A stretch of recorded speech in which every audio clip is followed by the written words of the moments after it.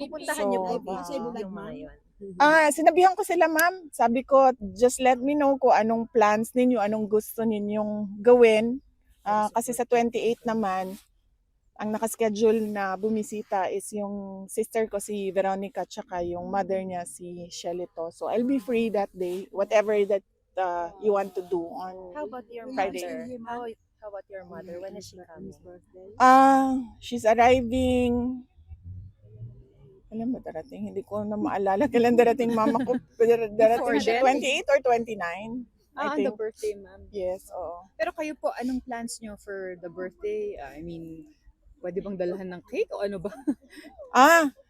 Yung family Well, ninyo. kasi dahil limited lang yung time ni Shelly to na makastay dito dahil meron siyang mga negosyo na kailangan asikasuhin.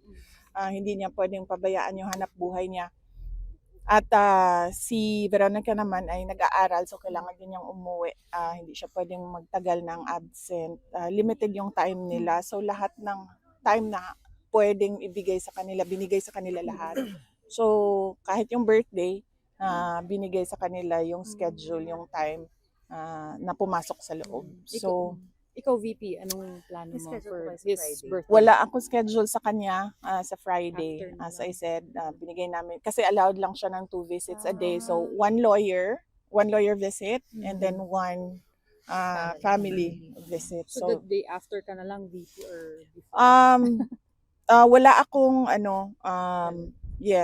wala ako. Binigay ko lahat ng schedule kay Shelito at Veronica. Napag-usapan naman namin yon and we all agreed na ganun yung gagawin. Nasa kanila lahat habang sila ay nandito dahil limited yung time nila as compared to sa akin. Okay lang, ma'am, because wala man kaming problema. Kaming magkakapatid, wala man kaming problema. Yung mga nanay namin may problema.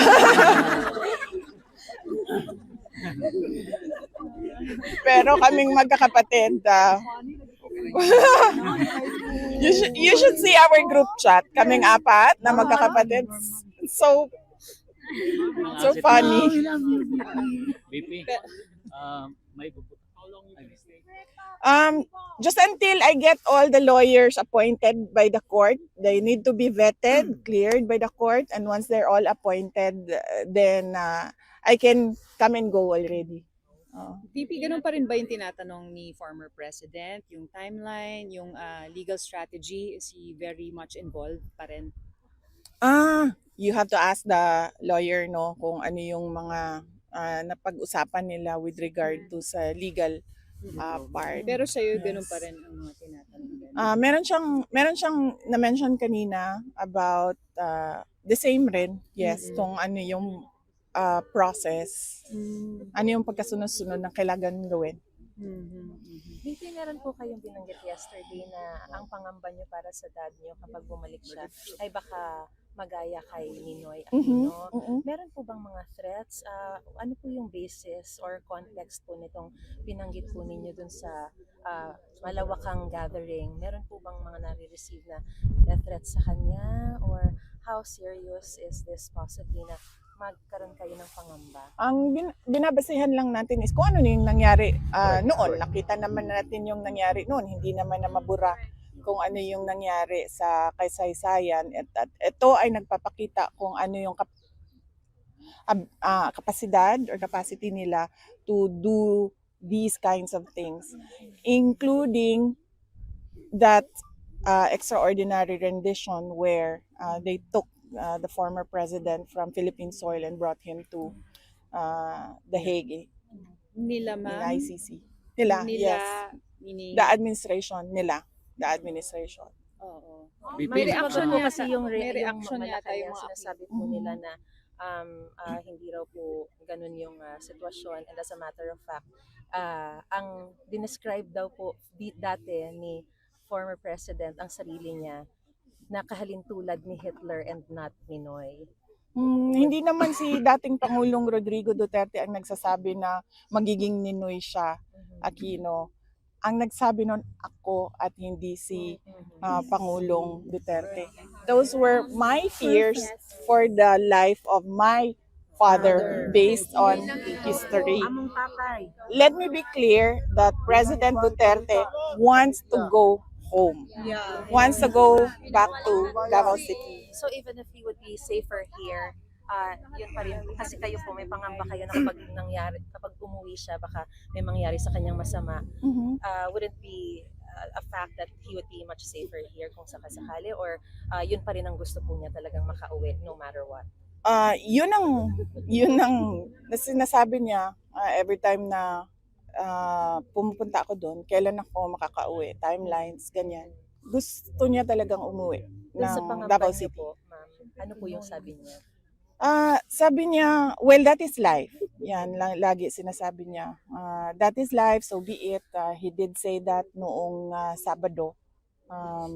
So, yun. Hindi naman niya pangamba yun. Kasi lagi naman niya sinasabi, alam niyo, matanda na ako, tapos na ako sa lahat ng kailangan ko gawin. Except that, sabi niya, I'm running for mayor and I want my term, this term, na matuloy na mag-mayor ng Davao City.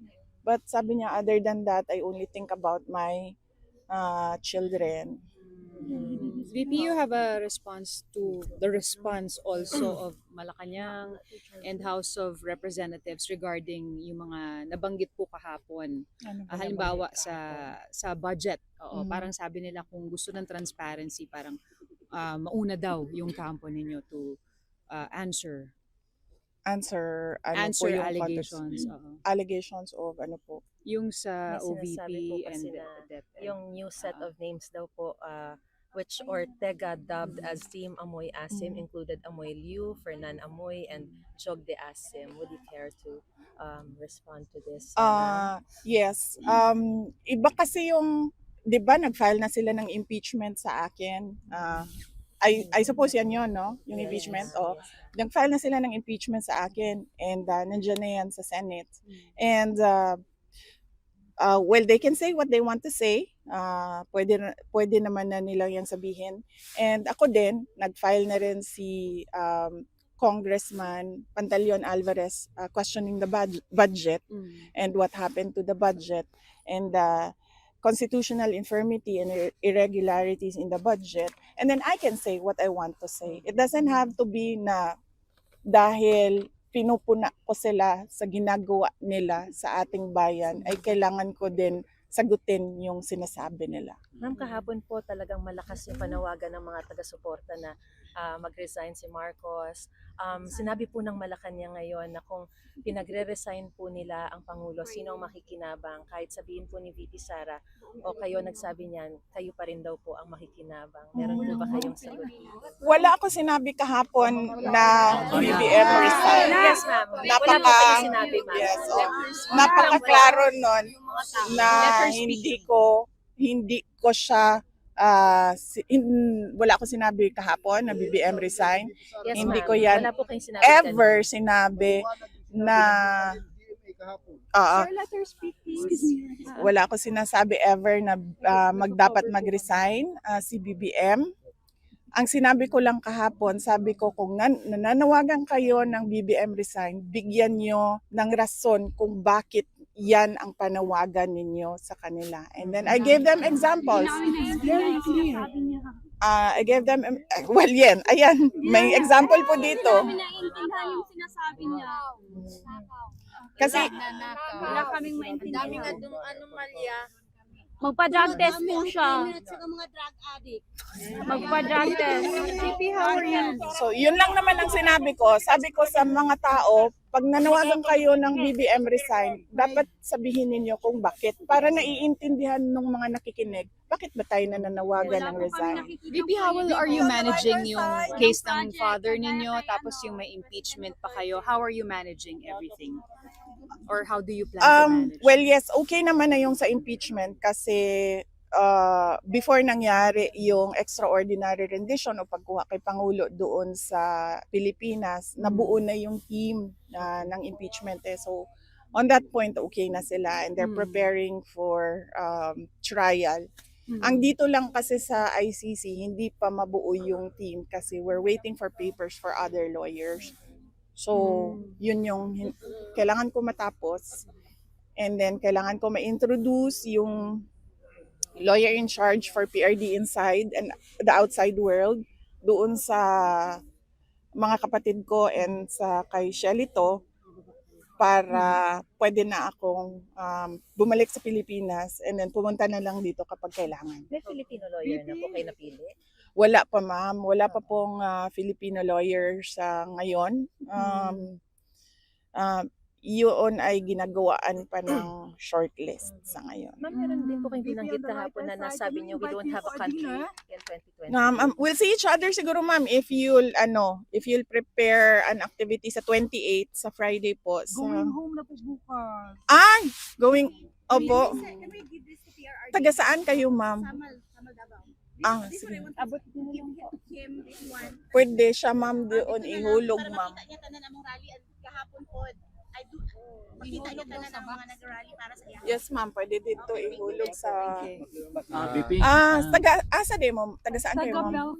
Belfa. Okay. BP. Okay. Regards really worship. May tanong yata. Oo. Sir. Ganihan nakadawat og bomb threat ang OPP. Yes sir. Basta ang Meron na po kaming standard operating procedures kapag merong mga ganito, bomb threats in the office, and they did exactly that kung ano yung sistema. Nag-evacuation po kami ng aming mga employees at iniimbestigahan din namin yung nagsabi na nakatanggap siya ng bomb threat.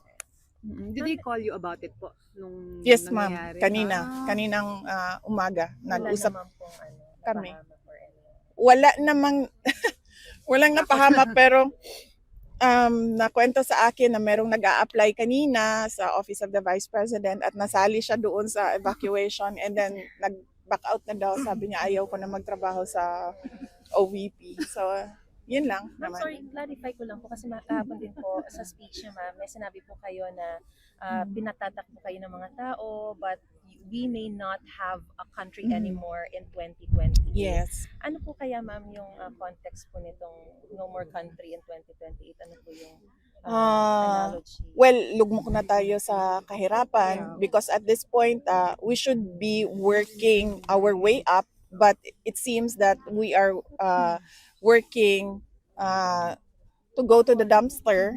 No? As I said noon, we are on this road to perdition. Sinabi ko na yan noon. Sa totoo lang, somehow walang nakikitang hope yung mga tao dahil wala din silang nakikita mula sa gobyerno. But what's your decision? So, I mean, I know it's so early, pero No, parang it's 50-50 early. ba? O ano? It's What would be the it's- factors? It's really too early, ma'am, sa ngayon. Ma'am, sa kanila, sa inyo nila nakikita yung pag-asa. So would you would you agree? I mean, pagbibigyan niyo po ba yun kung yun ang magiging panawagan nila? Yes, ma'am. Ang pagtakbo kasi, ma'am, kailangan ka manalo. So, kailangan mo paniguraduhin na kapag tumakbo ka ay mananalo ka because otherwise, that will be hopeless case. Mawala na yung pag-asa, no? So, mahirap paasahin ng mga tao tapos alam mo namang hindi ka magtatagumpay sa kandidatura mo. So, kailangan paniguraduhin na mananalo para nabibigay yung expectation ng mga tao. Meron po kayong guarantee sa kanila as to when you can truly say na sa kanila kung ano yung decision? I'm sure Ang nag-iintay advice din. sa akin noon was fourth quarter of 2026. So December of 2026 supposedly yun. Dapat merong decision. So Because malalaman at ng that time, kailangan na i-set up kung ano yung kailangan na organization para sa isang kandidatura. If the people will assure you of your victory, will you run? Yes. That we have to see by the numbers and by science and mathematics. Ma'am, sorry. Yes, ma'am. Pwedeng matanong na rin po kayo kasi si Senator Amy, ini-skip na po niya yung mga political sorties ng alyansa, yung alyansa ni Pangulong Marcos. Opo. And as a matter of fact, the President is just now endorsing 11, not including Aimee. Mhm. Siyempre, before po, magkaibigan po kayo. Mhm. Meron po ba kayong Will you ano? adopt her? Will you adopt her? Well, wala Or- naman kasi wala akong senator slate for this election. Yung Ang kampo po merong ng Duterte. yung merong senator slate is si Pangulong Rodrigo Duterte. And it's sad that this happened to Senator Amy Marcos, pero I truly appreciate the fact that she opened a Senate inquiry on the illegal arrest of President Duterte. So on that point, nagpapasalamat ako dahil napapag-usapan siya sa loob ng gobyerno, hindi lang sa amin dito sa labas na nagrarally. Okay. So there's a possibility that she will be adopted by the camp or the alliance Hindi of, ko siya, Duterte? hindi ko po masagot yan kasi ang slate po ay under President Rodrigo Duterte. And before siya pumasok doon, before he was silenced, nasabi niya ata sa mga tao, it's 6 candidates of PDP plus 4 guest candidates. So, sino nga ba yun, ma'am? So sa kanya yung decision talaga. Yes, ma'am. Kasi wala naman akong senator slate ngayong election na ito. Hindi ako sumali. Alright. Ang Iceland, kamusta na?